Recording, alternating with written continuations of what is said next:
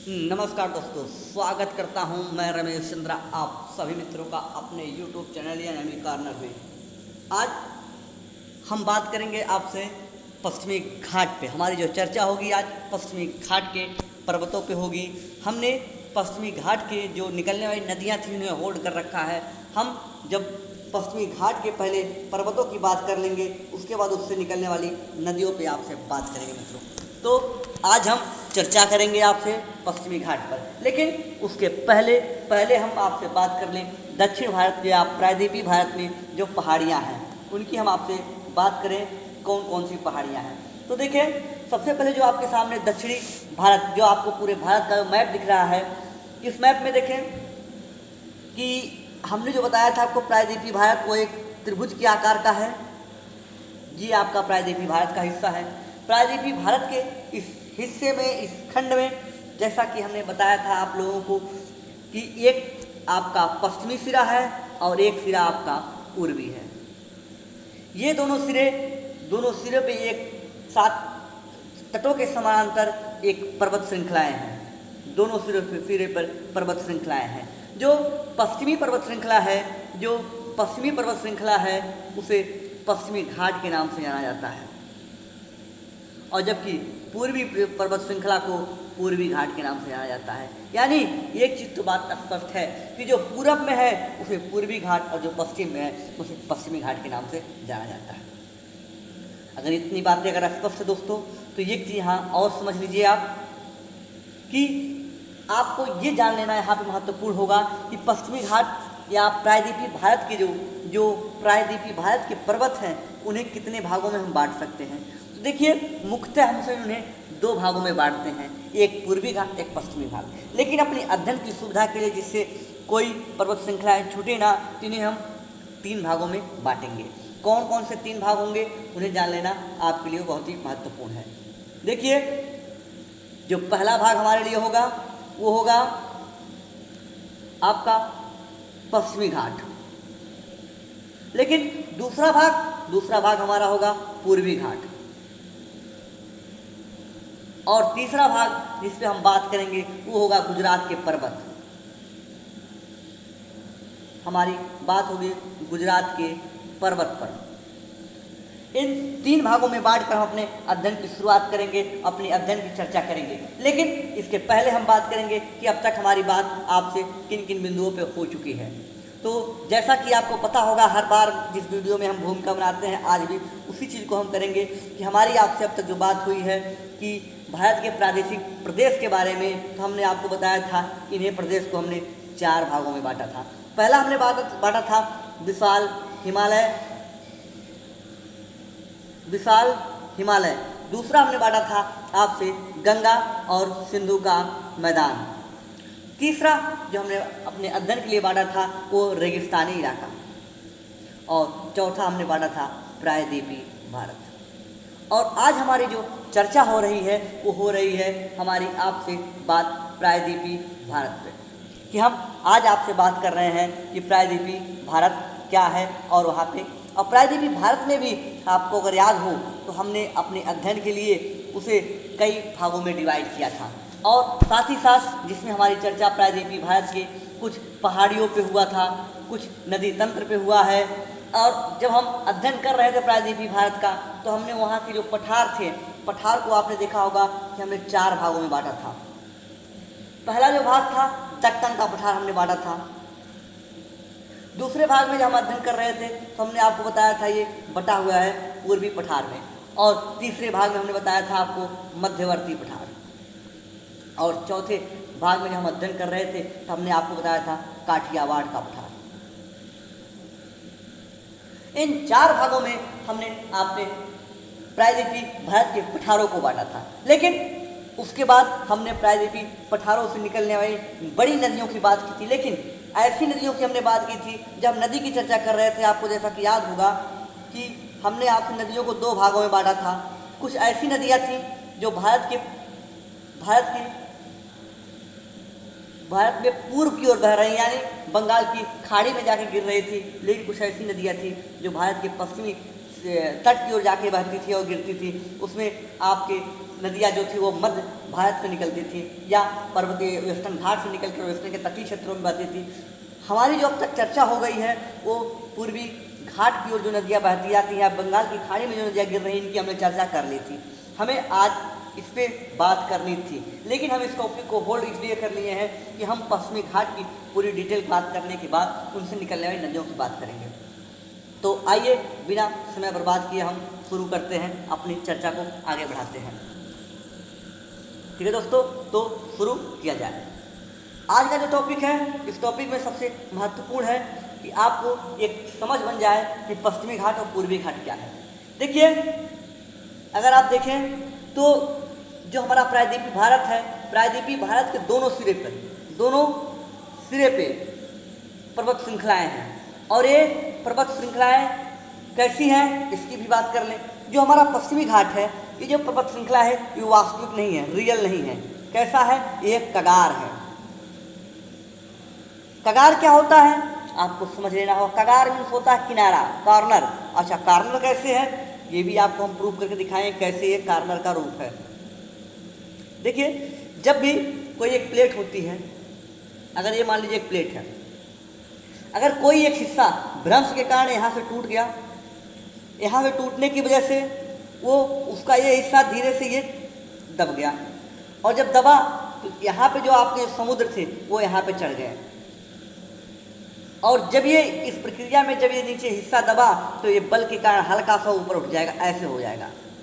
तो ये जो हिस्सा आपका, अच्छा दूसरे कलर में करते हैं, ये देखिए इस कलर में देखना आसान होगा आपके लिए। ये हिस्सा ऐसे दबा तो ये ऐसे हो जाएगा। जब ये हिस्सा नीचे दबा, ये हिस्सा टूटा, यहाँ से टूटने के कारण नीचे दबा, तो यहाँ पे एक जो कगार का यानी एक कॉर्नर का उत्पत्ति हुई, और इसे पर्वत का नाम दिया गया और ये उत्पन्न हुआ। यानी एक चीज़ देखा जाए तो ये पश्चिमी जो घाट है ये प्लेटों के टूटने के कारण बना हुआ है, ये वास्तविक पर्वत का उदाहरण नहीं है। यानी ये क्या है, हमने बताया कि ये कगार है। क्या है? कगार। तो कगार आपको समझ में आया कि पश्चिमी घाट ना बलित पर्वत है, ना भ्रंश पर्वत है, ना ही अन्य पर्वत है। ये क्या है? एक कगार का उदाहरण है, एक कगार है। यहाँ तक अगर बात स्पष्ट हो तो पश्चिमी घाट की अन्य डिटेलों की बात करेंगे हम। लेकिन पश्चिमी घाट की अन्य डिटेलों की बात करते समय हम पहले पश्चिमी घाट और पूर्वी घाट की थोड़ी सी और बात आपसे कर लें। तो आपको हमने बताया पश्चिमी घाट कगार का उदाहरण है। पश्चिमी घाट का विस्तार आप देखेंगे तो ये गुजरात जो दिख रही है, गुजरात के नीचे आपके पास दो नदियाँ दिख रही होंगी। एक नदी ये आपकी है जिसे हम नर्मदा के नाम से जानते हैं, और दूसरी नदी उसी के समानांतर बह रही है जिसे हम ताप्ती के नाम से जानते हैं या तापी के नाम से जानते हैं। तापी नदी के जो दक्षिण का हिस्सा है, ये पश्चिमी घाट है। यानी जो पश्चिमी घाट की शुरुआत होती है वो तापी नदी के दक्षिण से होती है, और तापी नदी गुजरात में बहती है। यानी पश्चिमी घाट गुजरात से शुरू होता है और कहाँ तक है? कन्याकुमारी की एकदम भारत के दक्षिणी सिरे तक फैला हुआ है। जो भारत का दक्षिणी हिस्सा है वहाँ तक पश्चिमी घाट फैला हुआ है।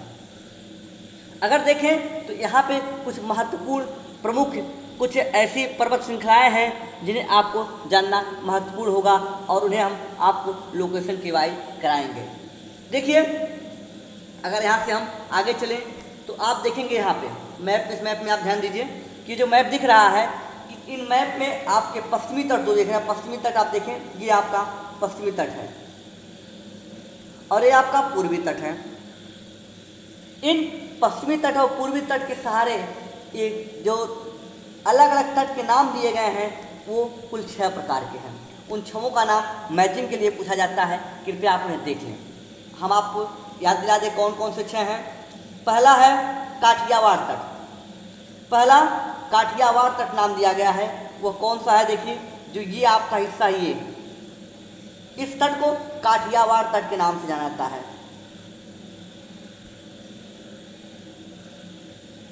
इस तट को काठियावाड़ तट के नाम से जाना जाता है। जैसा कि आपको पता है कि हमने बताया था ये काठियावाड़ प्रायद्वीप है जो गुजरात में अवस्थित है। 3 तरफ से ये सागर से घिरा हुआ है। कौन से सागर? अरब सागर से। इस इस तट को काठियावाड़ तट के नाम से जाना जाता है। लेकिन वहीं पे अगर दूसरा तट हम देखें, वहीं पे अगर हम दूसरा तट देखेंगे तो वो तट कौन सा है, तो वो तट आपका है कोंकण तट। उसके नीचे अगर देखेंगे तो हमें मिलेगा ये कोंकण तट के नाम से जाना जाता है, जो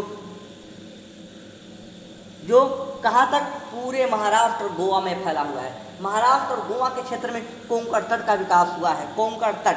लेकिन उसके नीचे अगर देखा जाए, जो गोवा के नीचे आप पाएंगे तो भारत के दक्षिणतम कन्याकुमारी तक आपको मिलेगा मालाबार तट। यानी आपको पश्चिमी तट में 3 तट मिले, कौन कौन, एक मिला काठियावाड़, एक मिला कोंकण और एक मिला मालाबार तट। ये 3 तट आपके पश्चिमी हिस्से में फैले हुए हैं।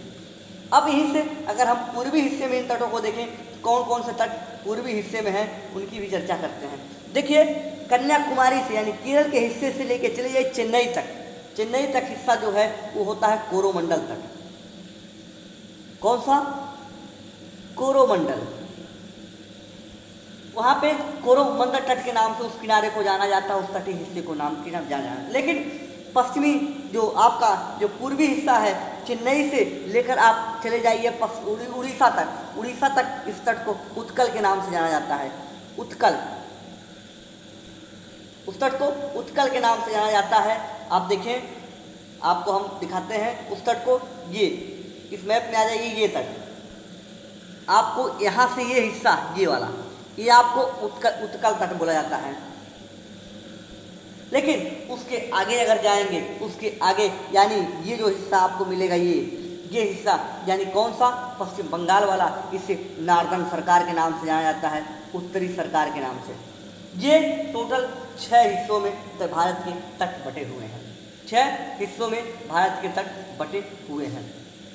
यहाँ तक बातें अगर स्पष्ट हो तो अब हम फिर अपने बेसिक टॉपिक पे वापस आएंगे जिससे हम बात कर रहे थे। अब देखें, यहाँ पे आपको हम पश्चिमी घाट की बात करें, पूर्वी घाट की बात करें और बात करेंगे आपसे गुजरात के पर्वतों के बारे में। तो सबसे पहले आपको हम पश्चिमी घाट के बारे में बात करते हैं। तो देखिए, पश्चिमी घाट में जो कुछ पर्वत, महत्वपूर्ण पर्वत हैं, आपको मिलेगी यहाँ पे सतमाला रेंज। कौन सी, सतमाला। उसके नीचे आप यहाँ पा जाएंगे अजंता, जो महाराष्ट्र में पड़ता है। अजंता की गुफाएं आपने खूब सुनी होगी, और यहाँ पे आपने ये भी पढ़ा होगा कि बुद्ध की जो प्रतिमाएं हैं, बुद्ध की जो पेंटिंग है, बहुत ही मशहूर है। यहीं पे आपको इसी का एक भाग है एलोरा की गुफाएं, यानी अजंता जो पर पहाड़ी है, उसी पे एलोरा की भी गुफाएं भी अवस्थित है। उसके नीचे आप देखेंगे तो आपको हरिश्चंद्र मिलेगा। हरिश्चंद्र के नीचे बालाघाट, बालाघाट के पास आप देखेंगे वहीं पे एक लोकेशन, एक माउंटेन है जिसका नाम है कलसूबाई। क्या नाम है, अगर मैप आपके पास हो तो देखते रहिए, वहीं पे आपको एक लोकेशन मिलेगा कलसूबाई। कलसूबाई के नीचे अगर देखें तो आपको महाबलेश्वर मिलेगा, महाबलेश्वर। महाबलेश्वर से कौन सी नदी निकलती है, आप याद रखें, हमने आपको बताया था, दोबारा नहीं बताएंगे, कृपया पिछले वाली वीडियो को भी आप याद रखें, ठीक है। आगे यहाँ से चलें तो आगे देखेंगे, यहाँ से अगर इसके कंद्रेमुख, महाबलेश्वर के नीचे आपको मिलेगा कंद्रेमुख। कंद्रेमुख के नीचे ब्रह्मगिरी पहाड़ी, ब्रह्मगिरी के बाद आप देखेंगे तो आपको मिलेगा अन्नामलाई, उसके बाद पालनी, और लास्ट में आपको मिलेगा एक चोटी है, एक पहाड़ी है जिसका नाम है इलायची की पहाड़ियाँ, या उसे कार्डमम के नाम से जाना जाता है। क्या नाम जाता है, कार्डमम। कार्डमम का मतलब होता है इलायची की पहाड़ियाँ। अगर पश्चिमी घाट को देखा जाए तो हमने आपको बताया कि ये सिरा पूरा पहाड़ियों से घिरा हुआ है। इसमें हमने आपको दिखाया सतमाला, अजंता, हरिश्चंद्र, बालाघाट, कलसूबाई, महाबलेश्वर, कंद्रेमुख, ब्रह्मगिरी, अन्नामलाई, पालनी और उसके बाद कार्डमम। ये एक सीक्वेंस है। इनकी एक डिटेल में बात करें, केवल हमने आपको नाम दिया है जिससे आपको ऐसा ना लगे कि हमने कभी सुना ही नहीं था।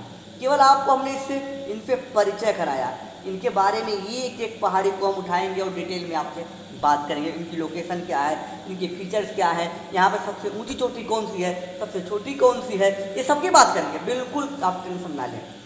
लेकिन यहाँ से बात अगर हम बात करें तो आपके पूर्वी घाट भी आप यही समझ लें कि पूर्वी घाट में कौन कौन सी पहाड़ियाँ जिनके नाम को आपको सुन लेना आज होगा। अगर देखें तो पूर्वी घाट की पहाड़ियों को हम 3 राज्यों में मेजर बांट के देख सकते हैं। पहला अगर देखेंगे तो आपको हम बताएंगे कि उड़ीसा की पहाड़ियाँ। उड़ीसा की पहाड़ियों में अगर बांटें तो हमें तीन पहाड़ियाँ मुख्यतः नजर सामने आती हैं हमारे, वो तीन कौन कौन सी हैं? पहला है गडजात,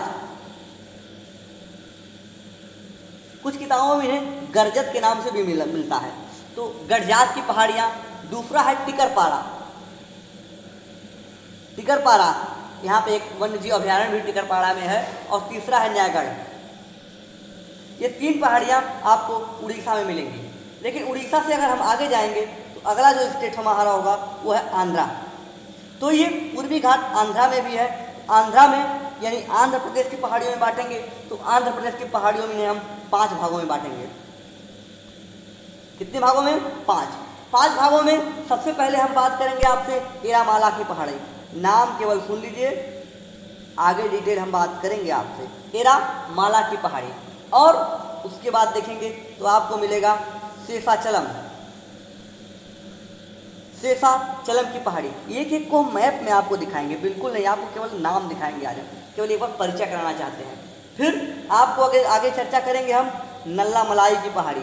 उसके बाद आपसे हमारी बात होगी बेलीकुंडा पे, उसके बाद हमारी होगी पालकोंडा पे। ये 5 पहाड़ियाँ हम आपसे बात करेंगे जो आंध्र प्रदेश में अवस्थित हैं। उसके बाद आंध्र प्रदेश का जो नीचे वाला हिस्सा है वो है तमिलनाडु। उसके बाद हमारी जो बात होगी आपसे वो होगी तमिलनाडु की पहाड़ी पर। देखिए ये हिस्सा आपके तमिलनाडु का है। ये अगर तमिलनाडु के स्टेट के हम पूरे मैप को अंडरलाइन करें तो ये तमिलनाडु है। तमिलनाडु का ये जो हिस्सा है ये तमिलनाडु, इसी में आपकी पूर्वी घाट फैली हुई है, इसी में आपके पश्चिमी घाट फैली हुई। पश्चिमी घाट इधर से आई है, पूर्वी घाट इधर से आई है। तो अब देखें इस तमिलनाडु के हिस्से में कौन कौन सी पहाड़ियाँ हैं? इसमें मुख्यतः 4 पहाड़ियाँ हैं।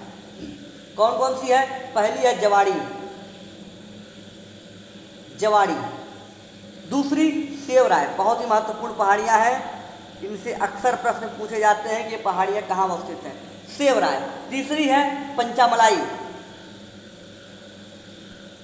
पंचामलाई। और चौथी है सिरुमलाई। इसमें से 2 स्टार्टिंग में जो हमने बताई जवाड़ी और सेवराय, आपकी जबान पे होना चाहिए ये कहाँ पे है। इन पहाड़ियों पूर्वी घाट और पश्चिमी घाट हमने देखा कि पूर्वी घाट और पश्चिमी घाट पे कौन कौन सी पहाड़ियाँ हैं। अब जिनकी आज हम डिटेल में बात करेंगे वो होगी गुजरात के पर्वत। तो हम यहाँ से न बात करके डायरेक्ट गुजरात के पर्वत को स्टार्ट करते हैं इस मैप की सहायता से। आपके सामने एक मैप दिख रहा है जिसमें एक डिटेलिंग मैप है, गुजरात का प्लेन है। यहाँ पे आप देखें तो गुजरात में सबसे पहले हम आपको दिखाना चाहते हैं रन ऑफ कच्छ या कच्छ हिल। ये आपको मैप में दिख रहा होगा, ये कच्छ का हिल है, यानी ये कच्छ की पहाड़ी है। एक बार फिर से आपको देखें, ये आप कच्छ का हिल है, जहां हम अंडरलाइन कर रहे हैं, सर्किल बना रहे हैं, ये कच्छ का हिल है। ये गुजरात की पहाड़ी है। जैसा कि हमने बताया था कि ये काठियावाड़ प्रायद्वीप का एक भाग है, बिल्कुल काठियावाड़ प्रायद्वीप का एक भाग है। दूसरी पहाड़ी अगर आप यहाँ पे देखेंगे तो आपको मिलेगी, यहाँ पे आप देखेंगे तो यहाँ पे आपको मिलेगी वर्दा पहाड़ी, या इसे वगड़ हिल के नाम से भी जाना जाता है। वगड़ हिल या वर्दा की पहाड़ी के नाम से भी इसे जाना जाता है। उसके बाद अगर आप देखें तो आपको महत्वपूर्ण जो मिलेगी, आपको मिल जाएगी गिरनार हिल, गिरनार हिल्स या गिमार हिल के नाम से भी इसे जाना जाता है, लेकिन किताबों में गिरनार हिल के नाम से ही इसे दिया गया है। उसके बाद देखें तो आपको गिर हिल्स भी मिलेगी, यहीं से बगल में है गिर हिल, जो इस मैप में नहीं दिया है, लेकिन एक महत्वपूर्ण मैप दिया हुआ है, जो हिल है मांडव हिल, मांडव की पहाड़ी, ये मैप में दिया हुआ है। तो मांडव की पहाड़ी क्या है, तो एक एक को हम बारी बारी से उठाते हैं और इनकी चर्चा करते हैं। तो देखिए इनकी अध्ययन के लिए इस पूरे भाग को हम 2 भागों में बांट लेते हैं। कितने? 2 भागों में। पहला भाग हमारा होता है कौन सा? पहला होता है कच्छ के रण की पहाड़ी, यानी कच्छ के रण वाले हिस्से में, और दूसरा काठियावाड़ के प्रायद्वीप वाले हिस्से में। लेकिन इतनी डिटेल में हमें बात नहीं करनी है, हमारे जीएस में इतने अंदर से प्रश्न नहीं आएंगे, केवल यही पूछा जाएगा कि पहाड़ी कहाँ से मैचिंग के लिए। तो देखिए जो कच्छ की पहाड़ी है ये कच्छ के रण के पास है। कच्छ का रण एक दलदली भूमि है, आपको पता होगी। तो ये कच्छ के रण के पास है। यहीं पे हमने आपको बताई थी कि एक नदी राजस्थान के मरुस्थल से आती है जिसका नाम था लूनी, और यहीं पे आके ये लूनी नदी विलुप्त हो जाती है। कहाँ पे? कच्छ के रण में आकर वो नदी विलुप्त हो जाती है। दूसरी चीज जो आपको यहाँ पे जानना है, इसकी जो उच्चतम चोटी है वो है काला डंगर, या इसे कालो डंगर के नाम से भी जाना जाता है। यहाँ पे केवल आपको दो चीज महत्वपूर्ण है, यहाँ पे लूनी नदी आके विलुप्त हो जाती है और इसकी ऊंची चोटी काला डंगर है और एक कच्छ के रन के पास अवस्थित है। कच्छ की पहाड़ी दैंड, इतना ही जानना है, इससे ज्यादा कुछ नहीं जानना आपको। और इसके बाद अगर देखें तो हम बात करेंगे आपसे वर्दा पहाड़ी की। आप देखिए ये लोकेशन रगड़ हिल्स या वर्दा पहाड़ी की है। ये पहली बात, ये बायोडायवर्सिटी रिच्ड है, यानी यहाँ की जैव विविधता बहुत ज़्यादा है। दूसरी चीज, ये पोरबंदर शहर के पास है और गुजरात में इसे सौराष्ट्र के नाम से जाना जाता है, सौराष्ट्र के नाम से जाना जाता है। इसकी जो ऊंची चोटी है इसे आभमारा बोलते हैं, आभपारा बोलते हैं। ये केवल इतना जानना यहाँ पे आपको महत्वपूर्ण है कि ये वर्दा पहाड़ी जैव विविधता के लिए बहुत ही महत्वपूर्ण है और गुजरात में है। इससे ज़्यादा आपको कुछ नहीं जानना है, क्योंकि आप गुजरात पीसीएस का एग्जाम नहीं दे रहे हैं, आप दे रहे हैं UP PCS, MP PCS, Uttarakhand PCS, Bihar PCS, ध्यान रखें, ठीक है। अब तीसरी पहाड़ी यहाँ पे हम बात करेंगे आपसे गिरनार हिल की। गिरनार हिल के बारे में क्या है, इसका एक अन्य नाम है रोवांत की पहाड़ी। नाम देख लीजिएगा, इस नाम से भी मिल सकता है, रोवांत की पहाड़ी। इसकी अन्य विशेषताएं क्या हैं? जी हाँ, बिल्कुल बताएंगे इसकी अन्य विशेषताएं क्या हैं। तो अब देखिए जो गिरनार की पहाड़ी है, यहाँ की जो सबसे ऊंची चोटी बहुत ही महत्वपूर्ण है, इसे आप कंठस्थ कर लें, याद कर लें। इसकी जो सबसे ऊंची चोटी है वो कौन सी है? वो है गोरखनाथ। कंफ्यूजन हो सकता है कि गोरखनाथ गोरखपुर में है। जी हाँ, गोरखनाथ शहर गोरखपुर, गोरखनाथ मंदिर गोरखपुर में है, लेकिन गोरखनाथ जो चोटी है, जो माउंटेन है, ये कहाँ पे है? ये गोरखनाथ माउंटेन आपके गुजरात में है। गुजरात में कहाँ पे? गिरनार पहाड़ी पे। कहाँ पे? किस लोकेशन पे? आपको बता दें कौन सी लोकेशन है, तो वो है गिरनार पहाड़ी। गिरनार पहाड़ी पर है और गिरनार पहाड़ी की सबसे ऊंची वो चोटी है। एक महत्वपूर्ण लोकेशन और आपको जानना यहाँ पे है गिरनार पहाड़ी की। आपको जानना क्या था? सबसे महत्वपूर्ण है इसकी सबसे ऊंची चोटी जो है वो गोरखनाथ है, और दूसरा ये इसको रोवांत के नाम से जाना जाता है। अन्य महत्वपूर्ण विशेषता अगर इसकी देखें तो क्या है कि अशोक, आपने सुना होगा एक शासक हुआ करता था मौर्य वंश का, अशोक ने यहाँ पे 14 धर्मलेख बनवाए हैं। 14 धर्मलेख उन्होंने लघु स्तंभ लेख और बृहद स्तंभ लेख, 2 स्तंभ लेखों के बांट कर इनका अध्ययन किया जाता है। तो अशोक ने गिरनार पहाड़ी पर टोटल 14 स्तंभ धर्मलेखों का जिक्र किया है और वहाँ पे 14 धर्मलेख बनवाए हैं। तो अगर देखा जाए तो यहाँ पे एक और महत्वपूर्ण मिली कि टोटल 14 धर्मलेख किस पहाड़ी पर अवस्थित है? तो गिरनार पहाड़ी पर है। कहाँ पे अवस्थित है? गुजरात में। सबसे ऊंची चोटी कौन सी है? गोरखनाथ। यहाँ तक क्लियर? हमने आपसे बात की कच्छ की पहाड़ी की, हमने आपसे बात की वर्दा पहाड़ी की, अब हमारी आगे बात हो गई गिरनार पहाड़ी पर। 3 पहाड़ी हमने निपटा दी, उसके बाद 2 पहाड़ी और बचे, गिर और मांडव। गिर पहाड़ी की विशेषता क्या है? देख लीजिए, गिर पहाड़ी की सबसे विशेषता महत्वपूर्ण है कि यहाँ पे गिर नेशनल पार्क है। गिर नेशनल पार्क गिर पहाड़ी में। दूसरा, ये एशियाई टाइगर के लिए बहुत, जो एशियाई शेर हैं, एशियाई लायन टाइगर नहीं सॉरी, एशियाई शेर के लिए यह बहुत ही महत्वपूर्ण है, उनका प्राकृतिक आवास है। ध्यान रखिए, जो एशियाई शेर हैं उनका एकमात्र भारत में आवास अगर है तो गिर नेशनल पार्क में पाए जाते हैं। गिर नेशनल पार्क में, गिर राष्ट्रीय उद्यान में वो पाए जाते हैं। ये महत्वपूर्ण था आपके लिए गिर पहाड़ी से। और अगली अगर हम बात करें तो आप पाएंगे जो महत्वपूर्ण विशेषता है आपके मांडव पहाड़ी की, वो क्या है? मांडव पहाड़ी में केवल आप उनकी लोकेशन को जान लें कि ये जो काठियावाड़ प्रायद्वीप है इसके मध्य में अवस्थित है। दूसरी चीज अगर यहाँ पे जानना है तो ये सभी पहाड़ियों में सबसे ऊंची है। इसकी जो हाइट है गुजरात की पहाड़ियों में सबसे ऊंची है। केवल आपको गुजरात की पहाड़ियों से या काठियावाड़ प्रायद्वीप की पहाड़ियों से कितना ही जानना था। एक बार फिर से हम आपकी समरी करना चाहते हैं यहाँ पे कि आपसे हमारी किन किन बिंदुओं पे बात हुई। हमने बात की आपसे कच्छ के रण की पहाड़ी पर। हमने यहाँ बताया कि यहाँ पे लूनी नदी आके विलुप्त जाती है और यहाँ की सबसे ऊंची चोटी है कालो डांगर। दो चीज़ें हमने बताई। फिर हमने आपसे वर्दा पहाड़ी की बात की। वर्दा पहाड़ी में हमारी कौन सी बात हुई कि ये जैव विविधता बायोडायवर्सिटी का बहुत ही उच्च स्थल है, बहुत ही अच्छा स्थल संपन्न है बायोडायवर्सिटी, और ये इसे गुजरात में सौराष्ट्र के हिस्से में है। इसकी ऊंची चोटी अब हमारा है। फिर हमारी बात हुई आपसे गिरनार पहाड़ी की। गिरनार पहाड़ी के बारे में हमने बताया कि इसकी जो महत्वपूर्ण चोटी है वह गोरखनाथ है। गोरखपुर से अलग है, ध्यान रखिए, गोरखपुर में नहीं है ये आपके गुजरात में है। अशोक के यहाँ पे 14 अभिलेख हैं। 14 कौन से अभिलेख? धर्म अभिलेख। और आपको ये चीज और महत्वपूर्ण बताई कि इसकी जो औसत ऊंचाई है 3500 फीट है। लेकिन ये जानना महत्वपूर्ण है, दो चीज़ें आपके लिए महत्वपूर्ण है कि ये गोरखनाथ यहाँ की सबसे ऊंची चोटी है और अशोक के 14 धर्मलेख यहीं पर है। तीसरी चीज़ अगर आप कंटेन कर सकते हैं तो रोमांत पहाड़ी के नाम से भी इसे जाना जाता है। तीसरी चीज़ अगर स्पष्ट हो तो यहाँ से आगे हम बात करें। बात हमने की आपसे कि गिर पहाड़ी के बारे में, तो आपने देखा गिर पहाड़ी के बारे में। गिर के बारे में हमने क्या बताया कि जो गिर पहाड़ी थी, ये गिर पहाड़ी यहाँ पे गिर नेशनल पार्क है। दूसरी चीज़ हमने आपसे जो बताई यहाँ पे कि ये एशियन लायन के लिए उनका हैबिटेट है, उनका नेचुरल हैबिटेट के रूप में है। मांडव पहाड़ी के बारे में बताया कि ये काठियावाड़ प्रायद्वीप के मध्य में है और सभी पहाड़ियों में सबसे ऊंची है।